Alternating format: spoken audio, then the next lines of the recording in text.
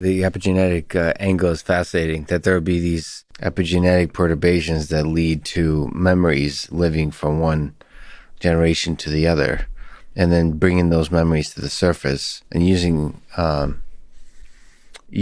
as signal to understand what exactly the psychedelics bring to the surface and not. Yeah.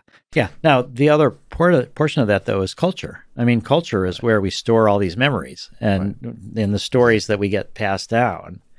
Especially with a lot of shared, you talk about the Holocaust or World War II, where it is, it's deeply ingrained in the culture, the impact of those events, and sort of in aggregate, the different perspectives on that particular event create a set of stories that you can plug into.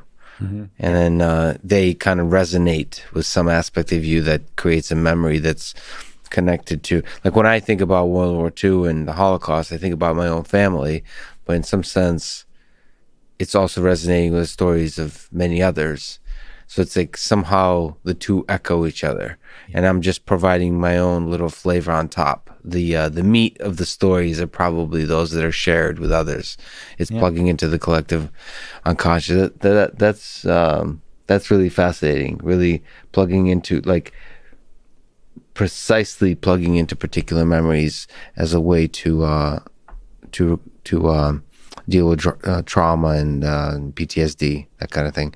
Yeah, I'll just add that the most important dream of my life ever was of a Holocaust survivor telling me that he was miraculously saved from death, and he knew that he was saved for a particular purpose, but he never knew what that purpose was. So in the dream, I'm seeing him on his deathbed, and then he shows me whatever happened to him during the Holocaust. And then we're back in the room on his deathbed, and he says, well, I know what my purpose was now. And I'm like, oh, great. What was it? And he says, it's to tell you to be a psychedelic therapist and to study psychedelics and bring back psychedelic research.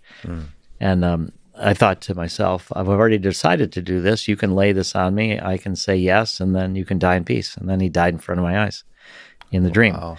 So I think that kind of cultural transmission that I got from when I was really young, then manifested in this dream. And that was this story about how people can be incredibly vicious and can be very motivated by irrational factors. And so I just feel that this kind of multi-generational transmission of this story of the irrational, being a murderous factor, and something I needed to respond to, was deeply ingrained. And I would say my guess is, more culturally than this epigenetic mechanism. Yes.